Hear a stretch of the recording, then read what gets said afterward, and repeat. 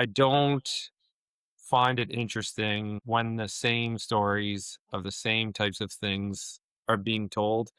And it's kind of like the underdogs, I guess, like the people that are Uh, doing something different because they really believe it, taking that road less traveled. You're listening to the Letdown Podcast.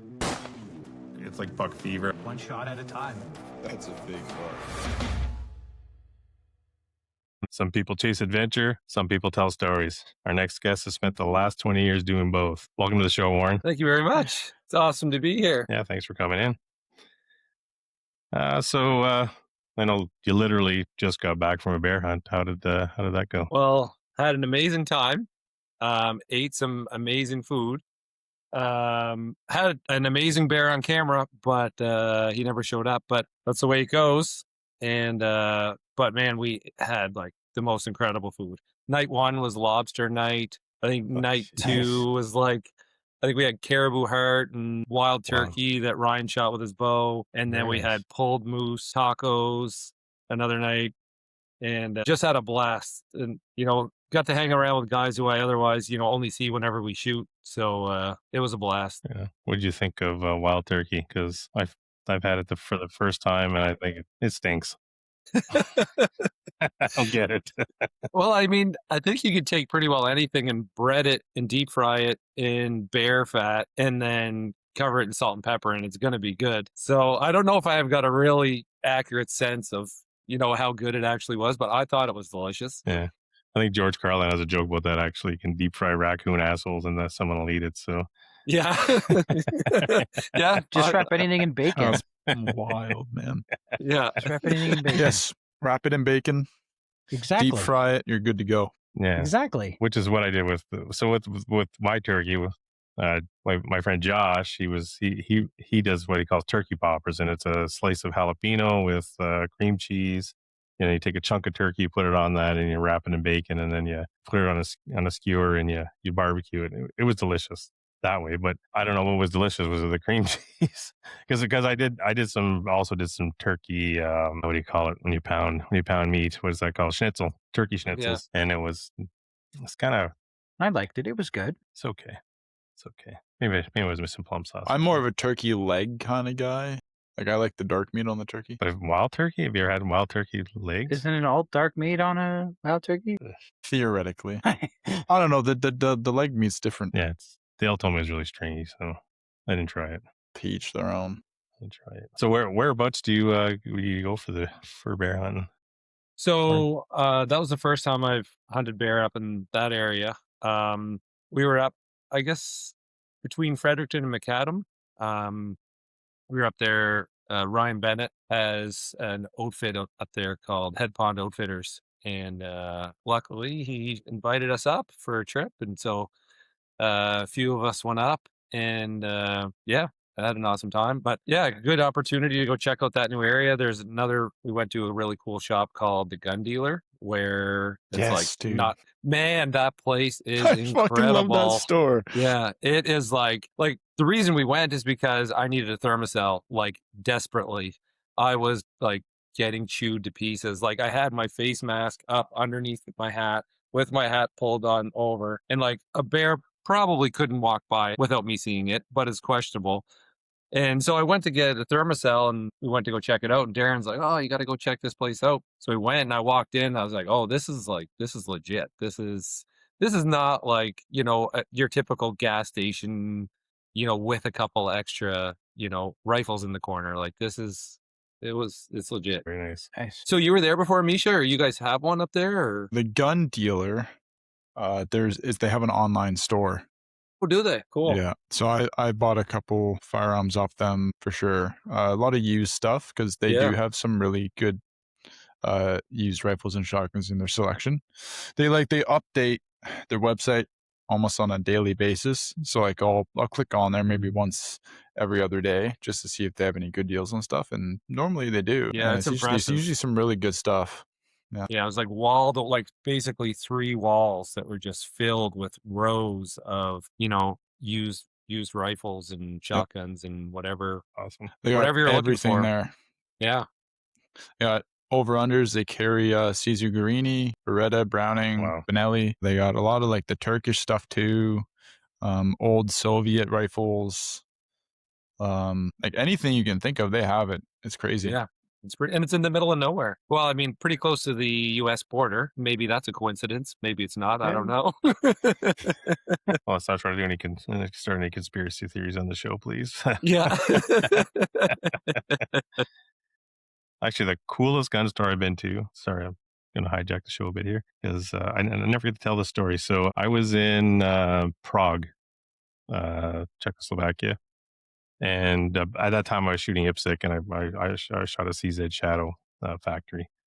And I went to they have like a main store for Česká Zbrojovka, and that store was incredibly amazing. Like they had all their stuff, all the fancy stuff they make, and it was just so well laid out. And just again, like we were talking earlier before the show about their works of art, like it was just some of those rifles, like with the Mannlicher stocks and the engravings, and it was beautiful. It was so amazing. And then like I always loved their pistols. I love their 9mm. I love the Shadow's probably one of my favorite pistols to shoot. So in 9mm, but and they do have some great rifles as well. So I haven't tried any of their shotguns yet though. So, but yeah, it's a little tidbit for you guys. Yeah. Anyways, so Warren, I guess before. We'll probably get into this later, though. But, your business scope visual media. Before that, before all the adventures, who was Warren Robertson growing up? It's hard to say for me to say that. Warren Robertson growing up in rural Nova Scotia. I don't know where I should start there. Yeah, I don't know. I guess I grew up out in the country, not far from where I am right now. Actually, just a couple doors down. And then since then, my folks had moved to town, or just outside of town. So I found myself skateboarding, snowboarding. Was big into that, mountain biking. Did a bit of racing, and you would probably would have found me in places that I shouldn't have been. That was kind of my thing. So when you say racing, like mountain bike racing? Yeah, like cross country mountain bike Oh, racing. right on. Wow. Nice. Wow, Yeah. cool. Yeah. Very That'd be cool. actually really cool to do. I did a little bit of that when I was It's younger. a lot of fun. Yeah. Definitely liked going fast, and it was anything where you could, seriously injure yourself is something that I was typically drawn towards. But all self-propelled, because it was cheaper. So that was a benefit. And I tried to get into mountain biking and downhill biking, and it gets expensive fast. Oh, yeah. Oh, yeah. I already got expensive hobbies as it is. I don't need another one. No, totally. Yeah, I'm at my capacity for hobbies as well. I mean, you think like a 3K bike is expensive? It's not. No, Nope. that's like starter. That's beginner. Yeah. Yeah. Yep. Yeah, I remember the downhill bikes when they came out, and they were like, I was living in Whistler at the time, and everyone, like, no one would have, downhill bikes like that at home. They were like, yeah, this like Santa Cruz bike's worth like $8,000. And I was like, man, like you could buy a vehicle with that. Like that's like seriously? But I guess if that's your thing, right? Yeah, for sure. They're not cheap, that's for sure. Yeah. So I know just wanted to not to embarrass Warren, but before the show this morning, actually Warren's mom sent me a DM saying that she wanted to know where she could see the show, and that she's very proud of her son, so et cetera. I thought that was, like, honestly, I thought that was, I don't know if the right word's adorable or endearing, but it was like I thought to myself, this is awesome, man. Like, are you like, do you have a close family? Or I would say generally, yeah, I'd say we're pretty close.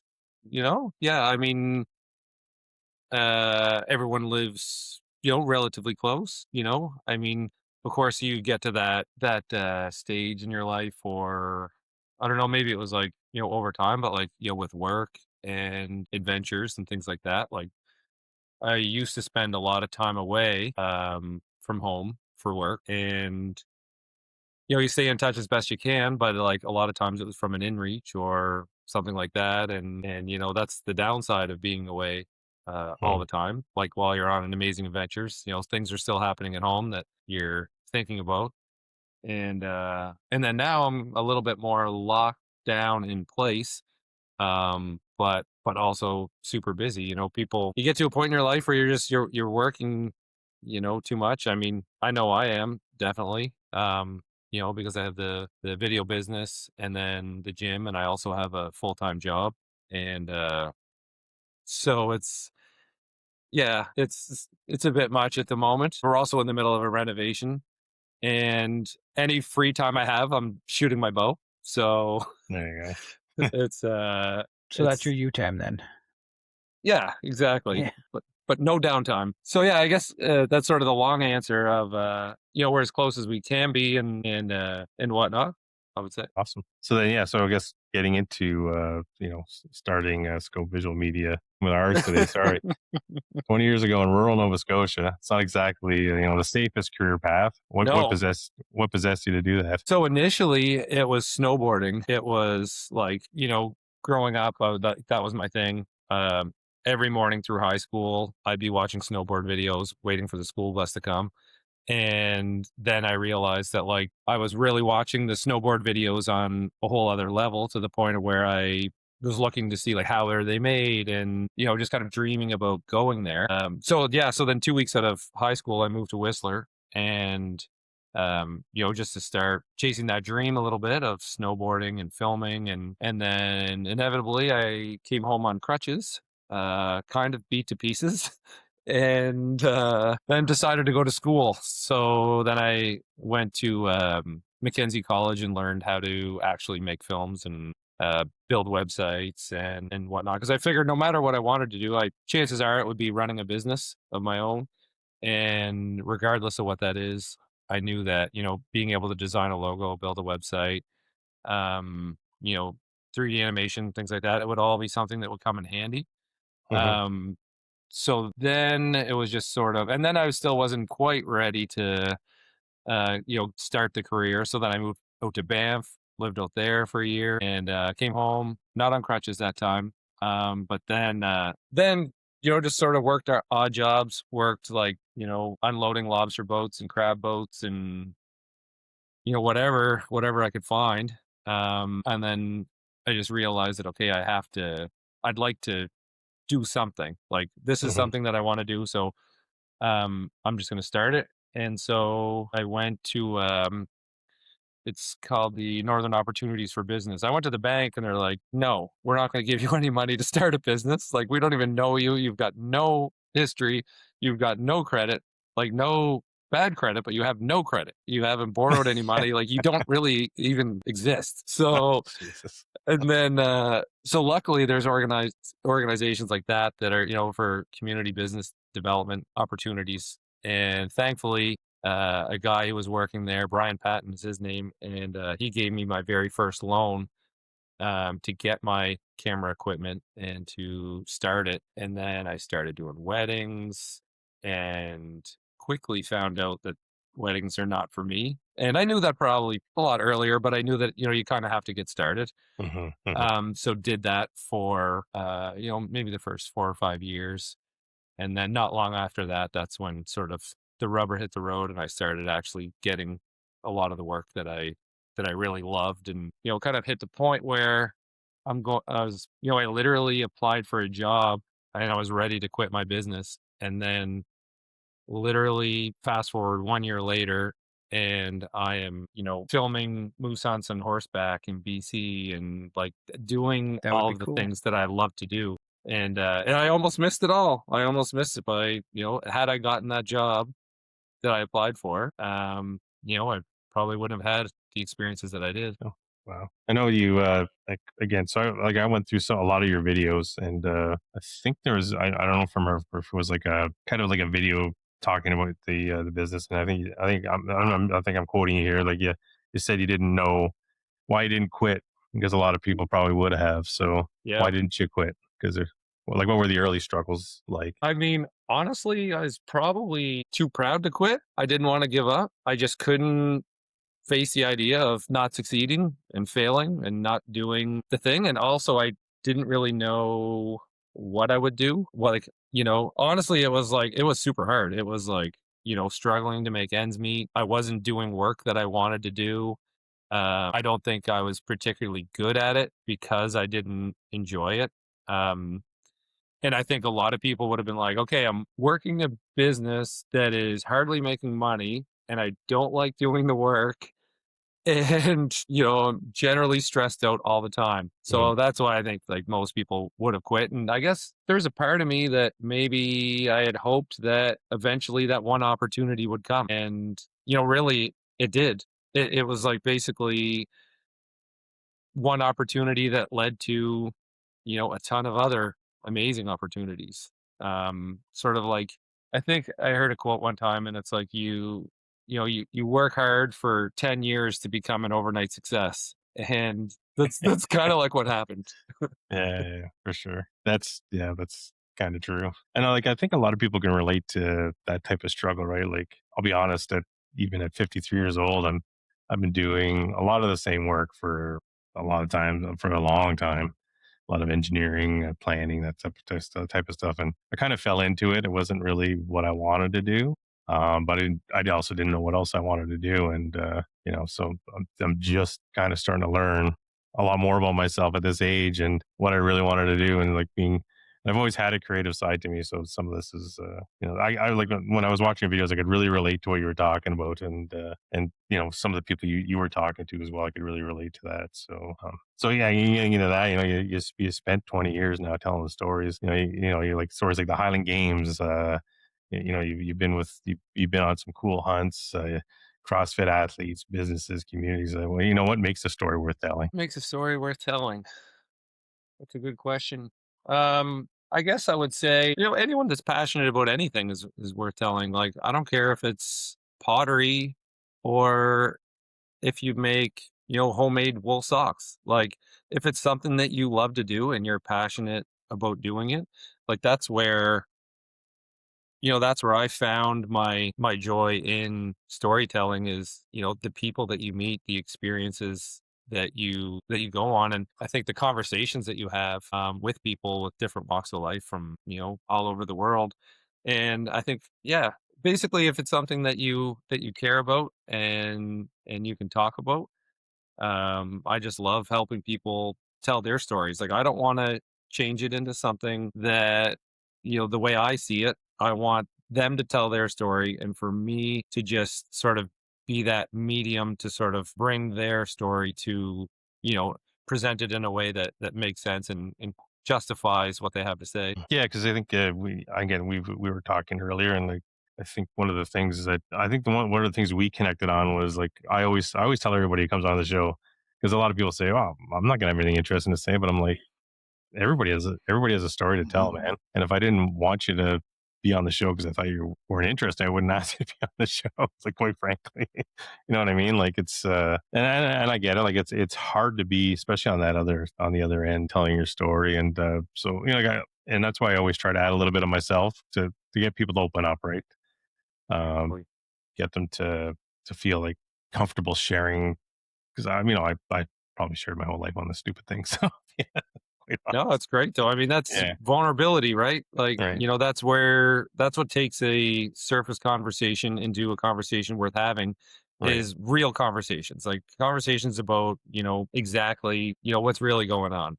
Not, every day isn't sunshine and rainbows and I think it's cool to tell stories that are honest, that aren't always, happy feel good stories. Sometimes there's stories with a lot of intense emotion around it. And I think that's cool too. It's all good. So I know, like, I came across something you wrote, and that stuck with me as well. So I did a lot of research. So I appreciate that. It's like, that's yeah, like awesome, man. the the fact that because you have a lot of things online, right? So a lot of people don't.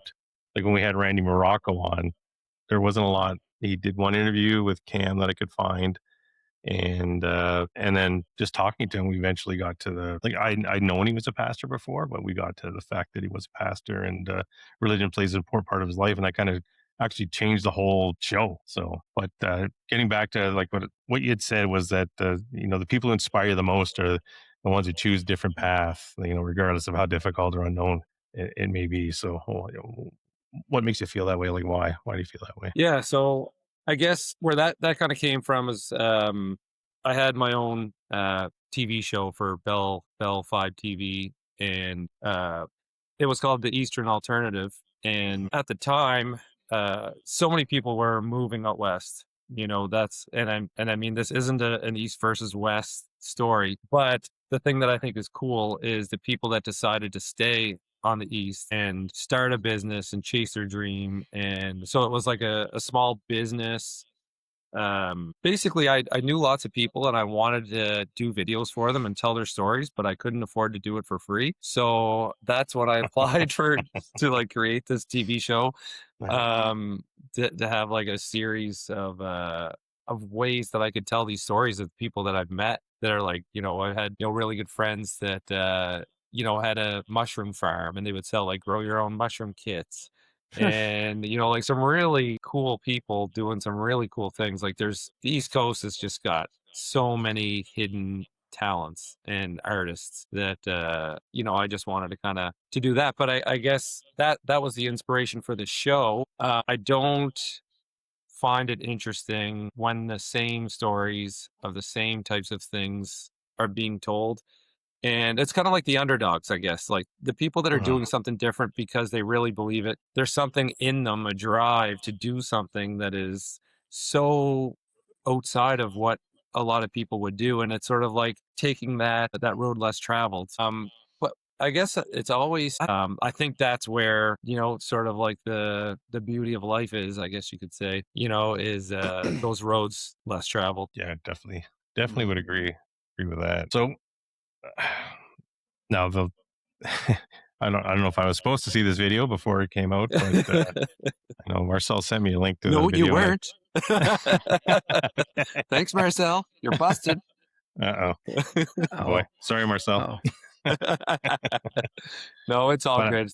All right, I gotta ask you about it because it's like the story starts off with a lost dog, right? This gentleman you met, and his name escapes me at the moment, but and so you helped this guy find his dog. Dan Gould. Yeah. Dan. Okay, Dan. Yeah. So you helped Dan and his partner Amy, I guess. Yeah. Both. Yeah. So you helped Dan and Amy find their dog, and what does that story teach us about people? You think? I think I learned more about that whole experience than I thought I would. I guess, like, to me, to go to the Yukon on a caribou hunt, like if anyone asked me at any, like, I mean, I'm sure you guys talk about it all the time too. Like anytime we're on a road trip, or like, what would be your number one bucket list hunt? Like, what would it be? And for me, it was always, a mountain caribou hunt in the Yukon, with my bow. Like that was always it. And so to get the opportunity to do that, because everything I had done up to that point, for the most part, if I'm guiding in Newfoundland, I'm taking other people on their hunts. If I'm filming people, like, different people's hunts, then that's for them. Everything else was for other people. And I guess that sort of stemmed around the idea that I love to go on adventures, but could never afford to do any of them. Like I couldn't afford to go on a, $10,000 caribou hunt in Newfoundland, let alone a $20,000 caribou hunt in the Yukon. So it was nice, I guess, to have that opportunity myself and to actually go out and, have an adventure of a lifetime and experience it firsthand instead of, at the end of the day, it was work. It was always work. You have a camera and you're the first one up and you're the last one to bed every single day and you're working your ass off and your needs, aren't really like they're considered, but you don't really consider them. It's like, oh, did you eat yet? No, I didn't. I've been up shooting a time lapse and freezing my ass off. So it was really nice to, and I guess like the other thing about the whole caribou hunt in that film that I hope shines through. And I don't think it does quite enough, which is why it's not done yet, but just how grateful I am, like the level of gratitude I have to, literally go, like I've always wanted to go to the Yukon. I was, just one mountain range over in Norman Wells. So just over the Mackenzie Mountains to the east. And then I was literally 1 mile below the Yukon, filming a moose hunt. 1 mile below. And then I was over in like Prince of Wales Island in Alaska on another blacktail hunt. So I was like kind of all around it. Like it was the last place, besides the Torngat Mountains in northern Labrador, like that was the last big kind of holy grail place that I really wanted to see in Canada. and to have that opportunity from something that happened, so randomly, like Danny and Amy were looking for someone to help find their dog. I didn't know them from a hole in the ground. And we just started chatting, trudging through the snow and got to know each other. And I was like, man, you're from the Yukon? How cool is that? Why are you here? And inevitably they were here for the university. But, it really turned into a friendship. And then the following summer they came out to visit here and we're still talking about our next adventure. That's awesome. Nice. Hopefully sooner than later. So, and what stands out to me the most of that story, it's like, don't get me wrong, like dream hunts, like my dream hunt is Alaskan moose with a bow. That's my dream hunt. Yes. But what stands out the most to me in this story is you help a guy find his dog, right? And it turns into something you never would expect. And it's not like you were doing it because you were expecting something, so it kind of gets back to, I have this theory that there are no selfless acts. And they always seem selfless at first, but even if this didn't turn out for you, just the fact that you helped Dan and Amy find their dog brings you a great deal of joy, right? Oh, 100%. And that's why we do these things in our community. We start archery clubs, we run archery tournaments, we help people who are struggling with different things, and it makes us feel good, right? And I think a lot of people forget that, like just lending someone a hand, and for you, like, it turned into this amazing adventure, right? And a friendship, right? Had you not helped them, you would, say he comes knocking on your door or whatever, and you say, no, I don't feel good, help me find a dog, and whoever would do that's a real dick. But honestly, but seriously though, like the fact that you went out there and you guys found the dog is like, yeah, I'm glad it's an amazing story. Like, seriously, that to me is what stood out the most, is like, this guy just said, yeah, no problem, I'll help you find your dog. And hopefully someday I actually share it. Yeah. Well, it's been 2 years and it's not even done. It's like, it's pretty much done, but I don't know, maybe it's the perfectionist in me, or if it's, I don't know. I'm not used to sharing my own stories either. So it feels kind of weird to play that active role in telling my own story. But I guess at the end of the day, it's not just my own story. It's a story of both of us. But I honestly edited that whole thing in like a week and a half, because I signed up for this night of adventure at a local brewery where, everyone would come in and tell their stories. And there were like people with PowerPoints and stuff like that. And I'm like, okay, I got to edit this video and get it out there. And honestly, when I showed it, the sound sucked. It was like, it's pretty much as you've seen it now. But I definitely, and the other thing too is like, when I'm so used to filming other people's hunts, this is my own opportunity. So like, I was there to hunt. Like, making a film about it was a secondary. Like, if anything was going to suffer, it wasn't going to be the hunt. It was going to be the video, 100%. But I do think that I want to do the story a little bit more justice and get it out there. And I think, having chats like this, and, I've only sent that link out to like 3 or 4 people, and I see there's like 22 views. So I know that like it's getting out there. I may have watched it. Some folks are seeing it. So I want to make sure. So that's kind of lighting a fire under my ass to actually get my shit together and finish it. It's a good story. You should release it. It was really good. Like, I watched it on my way home today. Justin cried. I know. A little bit. Did you? Yeah, a little bit. I'm glad he was found. Man, that's awesome. Like, and the hunt was cool, and that's all I'm gonna say. But awesome, I love it. It's a cool adventure, and you should release it. Thank you so much. I will. That's an extra bit of motivation for me to do it. I think it was probably a lot of people have said this, but for me distinctly, because I'm a huge Closet Kiss fan. Paul Stanley said, "What is perfection is the enemy of done." Oh man, that's the story of my life. Yeah, I'm the same. So it has to be perfect. Yeah, my wife's just like, it's no, definitely him. It just has to get done. So, and I'm like, Chris, send it. Just send it, buddy. Yeah, that's Justice. Just send it. Yeah.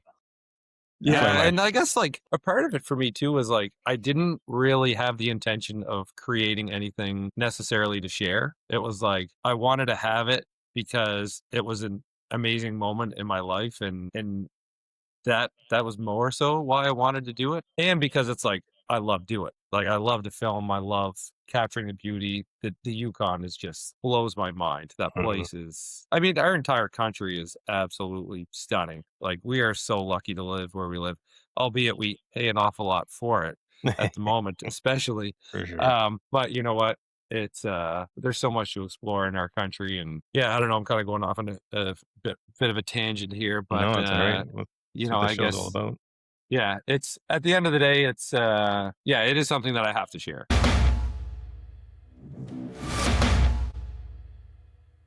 Hey folks, the Letdown Podcast has teamed up with Stray Sons Co., a Southern Ontario-born hunting apparel brand bringing high-quality gear to our fellow Canadian hunters. New tees, hats, and hoodies released every month. Use code LETDOWN15 to save 15% at checkout. That's LETDOWN15, all caps, to save 15% at checkout.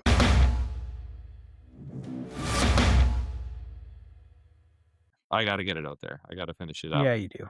Yeah, I think it's important, and because I said, it's more than just a hunting story. It's you know, it's also about friendship. That's kind of what I wanted. You know, I wanted to, you know, because I've seen, and this isn't like bashing anyone else's content, but you know, I've seen so much. It's just like kill shots, and it's like that's they all start the same. It's like, this is how I got started into archery. And then I killed this amazing thing and I'm eating it and I love it and it's great. And it's like, not that, you know, everyone has their own story, but, you know, I did want it, you know, I just wanted it to reflect what it was. You know, it was a hunt, yes, but it was so much more of an experience than just a hunt. Like it always is. Yeah. It's just that part of the story isn't always told. Yeah. And I think, and we've talked about this on the show with so many of the hunters and trappers we've had on here, and you know, it's like hunters are bloodthirsty killers, right? And it's like, and then you watch that and you're like, no, this guy helped a guy find his freaking dog, and he got to go on a dream hunt, and you know, the animal was was shot. The word escapes my mind now, but it was shot ethically, and you know, you guys ate it, and you know, you guys shared a meal together. Like that's it. You know, I think the idea of sharing a meal now is lost. The importance of sharing a meal and having conversations with people is just lost. You know, like, and if you can take the animal yourself, process it yourself, and you know, share that with friends, it's like, I don't think there's anything better in life. In my humble opinion, I don't think there's anything better. No, like I couldn't agree more. Yeah, like when you think of, I was thinking of this today actually when I was thinking like, what are we going to talk about? I was thinking about, you know, my own experiences hunting over the years and the connections that you develop with people, you know, whether that's guiding with family, with friends, making new friends, all of those things. And like, you think of, you know, Men's Mental Health Month, like everyone should go hunting. You are going to hang out with friends. You're going to, you know, you're probably going to say shit that you wouldn't say anywhere else. Like when you're sitting around a fire, you know, having a beer, you know, it's like, that's like, I think men, and I mean, this isn't, you know, just men, because I think everyone should get together and go hunting. But I think that it's more than just pulling the trigger. You know, it's sharing the meals. It's waking up in the morning and watching the sunrise, watching the sunset, you know, like that you get, but you know, when my favorite part is, you know, you come back from your hunt either in the morning and you're eating breakfast with coffee and you're talking about what you've seen. And it might not necessarily be an animal. It might be like, oh, I found this great big, you know, this tree was all tore up, or it had this big scrape, or I heard the cows bawling in the distance. Like, just like sharing those stories whenever you come back is, you know, it's just, that's what it's about. It's not, you know, and of course, you know, the meat is, you know, a huge part of it. But for me, you know, when you guys think of the people that you've met, and the connections that you've had and the memories that you've shared, whether it's with your fathers, your brothers, your uncles, you know, your wives, like whoever you hunt with, you know, those are my favorite. Those are some of my most precious memories that I have. Yeah, I totally agree. Like even the last moose hunt my brother and I went on, it was, you know, I got to be king for the day after I shot the moose. You know, everyone just wants, they all gather around you and they're cheering you on. And, you know, I think my brother was a little tipsy at the time, and he said he was proud of me. And I was like, jeepers, holy mackerel. That's like, that was big for me, man. That was big for me. I was like, wow. He's like, I couldn't believe it. Yeah. it's one of the few times that I've seen like grown men shed a tear. Yeah, it Like, was. Yeah, it was pretty close. I think we hugged after, which doesn't happen often. So yeah, but wait, like it's you so wouldn't hard need to mental. explain that. You know, how do you explain that to someone? Like, No, they're you like, don't get it. you just killed something? Like, how come you're happy? Like, unless you've done it and you know how hard it is and what it means to have that success. I mean, although, success is, you can measure it a number of Mhm. ways, but, to have that work out is like, it's a memory that you'll have for your entire life. Yeah, and I think it's I call it ancestral. That there's something there that I don't know if you guys ever watched or read the book Call of the Wild. And the dog Buck is around the fire, and he starts to fall asleep, and he's dreaming of when he goes back in time as well, and he's remembering what it was like when dogs first met humans and whatever, and they're all sitting around the fire, like the fire, getting around that fire and talking is something that human beings have been doing forever, and it was always centered around two things: it was either celebration for what have you, either it was a hunt or a successful hunt, successful battle, successful whatever, or to grieve, right? So, and I think that's yeah, it's lost in this battle between people that don't want to hunt or people who think hunting is evil, and people around they haven't listened to the stories. So let's yeah. So, anyways, before I begin to pontificate too much, Hey, man, it that's what happens you're on here this. for. It happens on this show sometimes. Yeah, so like you've done some really cool things. You were base camp at Everest. Some of the other things you've done, like I know you've recorded a few of the 3D competitions you guys do there, and Tegenish, Antigonish, yeah, Antigonish, yeah, it's a uh, tough one. yeah, and like the Highland Games, all that type of stuff. It's what keeps calling you back to those types of things? Calling me back in what sense? Like, Like what keeps making you want to go back to you've already had all these cool adventures. Like what keeps you wanting to keep doing them? yeah, I think for me, it's like, you get outside, and I mean like way outside. Like, you get dropped off by a helicopter and you watch that thing fly away and you're essentially on your own. It's like a feeling that you can't even explain. Like, that stuff is like, and I mean, an adventure can be in the backyard. It doesn't have to be anything big, or it doesn't have to be far away. But just, I mean, as I was talking earlier, like I've got a bit too much on the go at the moment. So when I do get that time to go out and sit in the woods and it's just quiet and I'm just listening to nature, like that does something to you. It is like, Mhm. it's like you're having a shitty day. It's like you take one walk outside, within 5 minutes, you're like, man, this is the real world. Like, why am I sitting at that goddamn desk all day? And it used to be like, it was also tough too, because you'd go away on an amazing adventure and then come home, and now I'm just sitting in my basement editing photos by myself and not seeing anyone. Like, I almost stayed isolated competitively. Like, I was like, I didn't want to go to town. I didn't want to, like, and, unfortunately, the grass is always greener on the other side of the fence. Mhm. It's like I'd go away and you're away for like, 20 days at a time. And, chances are there's no service for the majority of it. And you're like, oh man, I just like to be home, take my dog for a walk and sit by the river and have a coffee and, of course, see family. And Mhm. then you're home for like 2 days and you're like, where are we going next? I want to go. Like, this is, it's like I'm always looking for that other thing. And I think that, adventures, I don't know, that's where you learn things. That's where you grow. Like, I don't know, I just get bored real easy.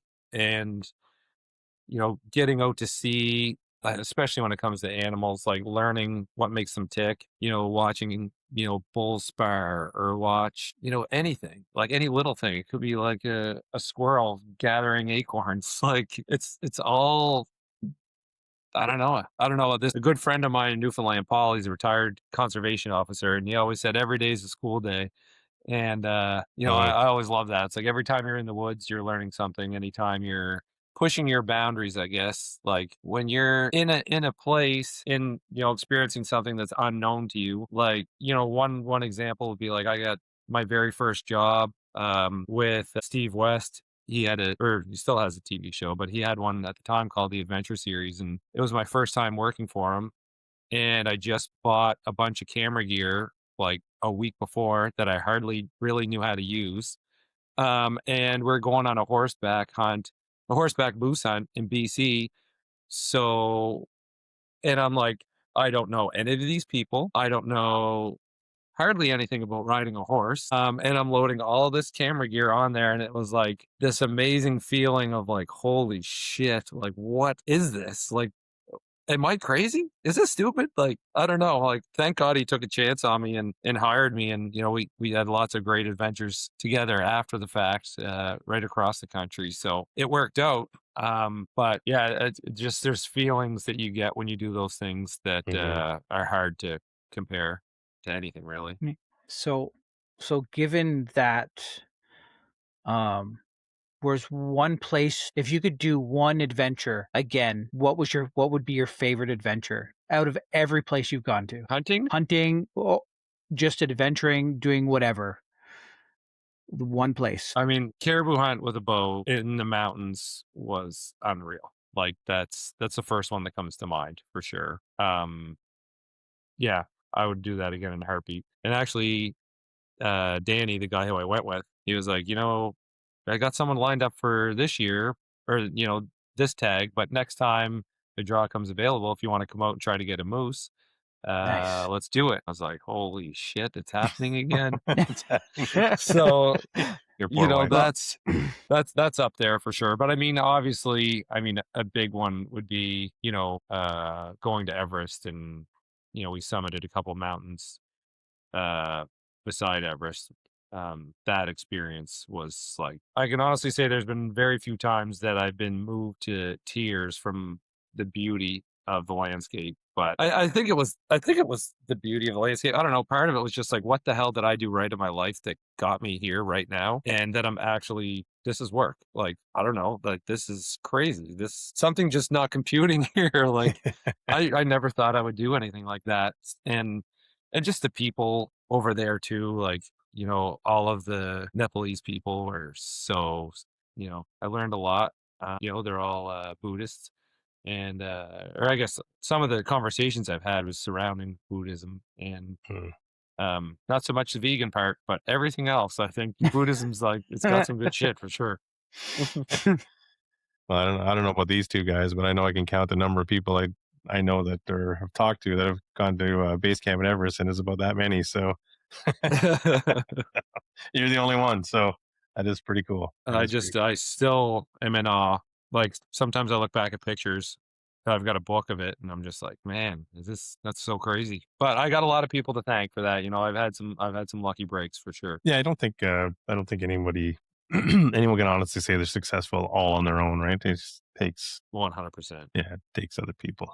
Whether it's a team or if it's the lucky break you get because you helped the guy find his dog. Like, so exactly. What happened? Yeah, it's just that's how it goes. So I try to as much as these guys will disagree, I try to preach kindness as much as possible. So, what do you mean? I'm kind to everyone. Sure.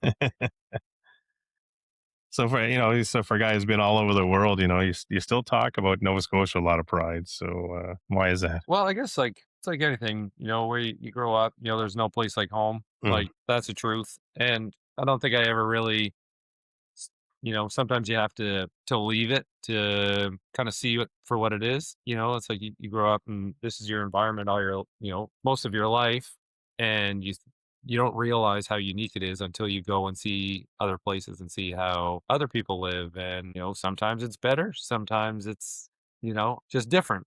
Yeah. And I think that, Nova Scotia in general, the East Coast has just got so much going for it. Like Nova Scotia, we are, Kim and I don't have any kids. So, really anything's negotiable. Like we always talk, like, where would we live? Like if we were going to go anywhere, where would it be? And we talked about like Thailand or Newfoundland. Those are very contrasting locations, but both have a lot going for them. Or like, Saskatchewan, like that's where my wife's from, and they have amazing hunting, everything from deer and elk and moose, like massive deer. But like we could live anywhere really. And ultimately we come back to, that we do love it here. And, Newfoundland is just about right away. Cape Breton in Nova Scotia. I mean, I don't know if you guys have ever checked that out, but it Yep. is like Beautiful. world class. It Mhm. is so nice. Mhm. Amazing camping. Used to be great moose hunting. Hopefully we'll get that opened up again. Mm. And New Brunswick is right there, which is a majorly underestimated province. Underappreciated for sure. So, everything's right there, and the community here. I mean, obviously we have the gym too in our community of, you know, amazing friends, and it would be a pretty tough place to leave for sure. So you've got the gym, I know you just got the gym, you've got the Scope Visual Media. And I think you said Yeah, you had a full-time job. What's I the do. full-time job, for God's sakes? Yeah. So a year and a half ago, I took a full-time job at St. FX University, Okay. doing their photography and video. And yeah, that was, and then, yeah, about a year and a half ago. Right on. Yeah. Because I mean, like, with owning the gym, we were kind of locked down anyways. Mhm. And also like after COVID, a lot of the adventure stuff too became a little less, I wasn't looking for it quite as much. All right. I was started getting pretty comfy, staying home, and kind of like maybe a priority shift too a little bit of like, when you're gone all the time, you're not getting much done at home. No. And, there was one year I counted it, and it was like I had been over 160 days in a tent, Jeepers. in a way. So whether that was like 5 weeks guiding in Newfoundland, and then like my stepdad and I hiked across Scotland, and so it's like some of it was stuff that was planned. We canoed, and then there was other work jobs like canoeing in Northwest Territories, kayaking in Newfoundland, and then Busy hiking guy. in BC. So it was like, you know, that was a big year. That was a really big year. Jeez. Those years aren't, not many. I don't know how many of those I'd have in me. Probably a few more though. But yeah, so I think the priority shifted a little bit with like, I kind of want to, make some progress and some renovations at home. It also became, I had two other business partners with the gym, and now it's just myself and Kim, my Okay. wife. So there's a big commitment level there where I'm not going to be traveling, and I was like, well, what am I going to do with all my free time? I know. Let's get a full-time job. So then I don't sleep anymore. Yeah. Crazy. It's crazy. Like I don't know. I don't know what drives us. I don't know. It's Yeah. someone was talking to me about all this stuff I do, and I'm like, yeah, I don't know. I don't know how I do it. Yeah. Full-time job, and I run the archery club, and then all these tournaments, and then this podcast. I'm like, what am I doing to myself? Sometimes, like, I used to just like to watch TV, but Yeah. Like, what do normal people do? Like, do they can't- like eat I can't remember the and last time I sat sleep? down and watched a hockey game. Like, Yeah. goodness gracious. So No, I know. And I think it's like everything, it's like there's a, life is in chapters, and, sometimes they're busy chapters, and, you're working your ass off to get ahead, and sometimes you're working your ass off and falling behind. It's just, there's every year is a little bit different, but especially in this economy. My goodness. yeah, exactly. I think it's good to like, if you got something you want to do, try it. Like, Yeah, I agree. Why You not? got one life. Exactly. That's Why, it. why sit and be careful? Yeah. Yeah. That's the No, point. that's 100% it. Risk versus reward. You're not willing to That's risk it. it. It's risk versus know. reward. Yeah. You're gonna be on your deathbed and you're gonna regret not taking any risks. That's right. ASA versus IBO. Yeah, exactly. Still trying to figure that one out. Aren't we all? I think all four of us here can say Jesus. that. Yeah, that's for sure. So after 20 years of telling stories, what do you hope people remember about your work? I guess, I don't know. It's not really something I thought about, to be honest. What do I guess I'd like to be remembered. I think you actually touched on it earlier today when we were chatting. Is that I care, that I care about their stories, and that I want to tell their story. I don't want to make it my version of their story, regardless of what it is. I don't like manufactured stories. It's got to be real. It's got to be honest, and I guess authenticity is important, and I think caring is important. So I'd say if I have two, those will be them. Awesome. And then to close it off, you kind of spent a lifetime documenting people who choose a different path. Looking back now, do you realize you're also one of those people? Yeah, I'm starting to figure that one out. Definitely kind of questioning at times of like, what was my real motivation there? Or, I guess I've always kind of been that person too, like, for better or for worse. Kind of been that person that wanted to do things my own way, and sometimes you learn some pretty good lessons that way, and I think that's a part of it too. I mean, it's important to learn from your mistakes, and if you don't try anything, you'll never make mistakes. But at the end of the day, what's the point if it's like Anthony Bourdain says, if you don't risk having the shitty meal, you'll never have the amazing meal. It's like you gotta try things. And I mean, I've taken a lot of risk, like financial risk, physical risk, all kinds. And it's typically, eventually has paid off. It takes a lot of, the course, it's not a straight line, and it's like,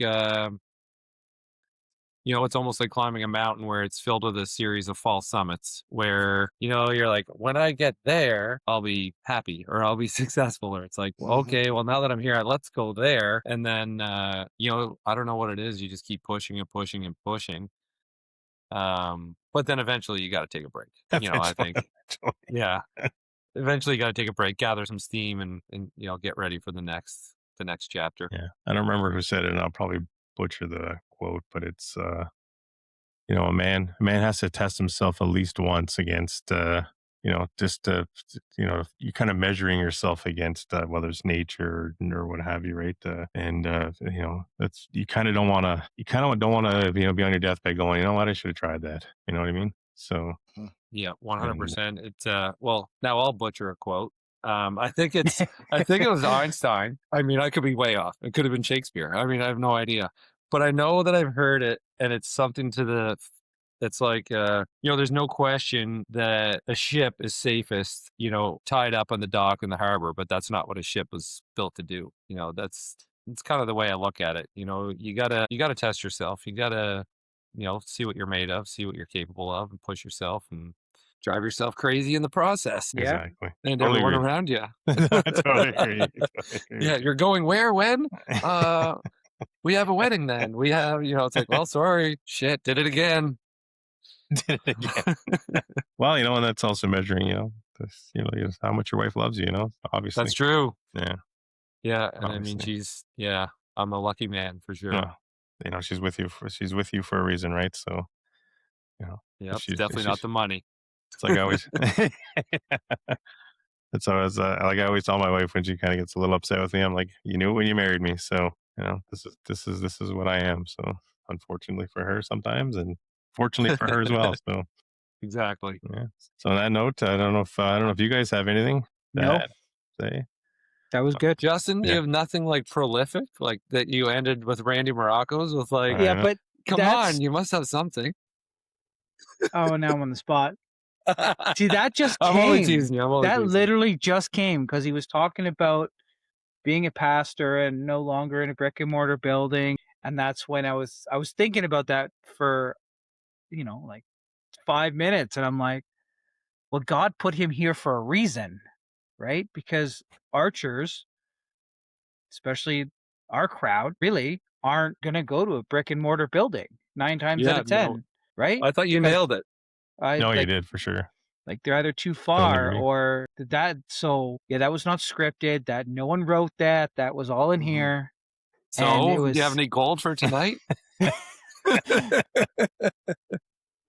no. This has to be a new thing that you do at the end of every Yeah. podcast. Okay, It was well- like, I have been struck with the wisdom. Once again, here's what I have to I know. say. I kept trying. I'm trying. I'm trying. I don't have any wisdom. What do I you rely mean? on You you, got buddy. lots of wisdom. You have tons of wisdom. But if I can give you any wisdom right now, is release that video. Do not Okay, edit it all right. anymore. It is, in my opinion, I watched it. The 24 minutes and whatever seconds that it was, if that's what it's got, released it. It is perfect the way it is. It hits all the heartstrings, from the dog to the hunt to the face when you get it to the first bite, and then sharing it all with your newfound family that you found in the Yukon. Love it. Release it as it is. Let the Maybe rest I of the should. world know. You should. Let I the can hit rest that of the button world right know. now. You should. You should. Let the rest of the world know Why wouldn't I? about that video. Yeah. Because then when you go to, if you get to do a moose hunt up there, do the exact same thing. Because the more you overthink, if you're anything like Chris, if a perfectionist, Chris is definitely a perfectionist. The more you overthink things, the more you complicate things. Yeah, and then it'll never be done. And then it's never done. So if you release it, just have a couple people watch it, like you sent it out, right? And then, dude, that video was awesome. Yeah, everyone that's seen it so far is like, what do you have to do? It's done. Like, Yeah, 100% it's done.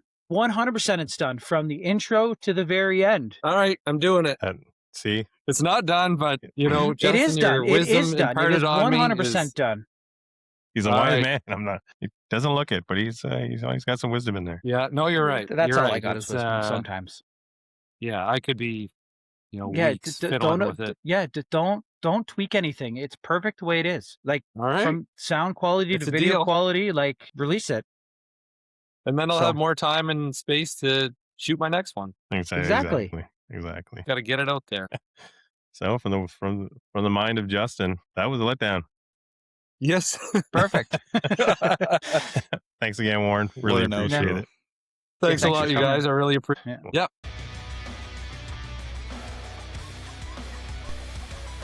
Thank you for listening. This was The Letdown.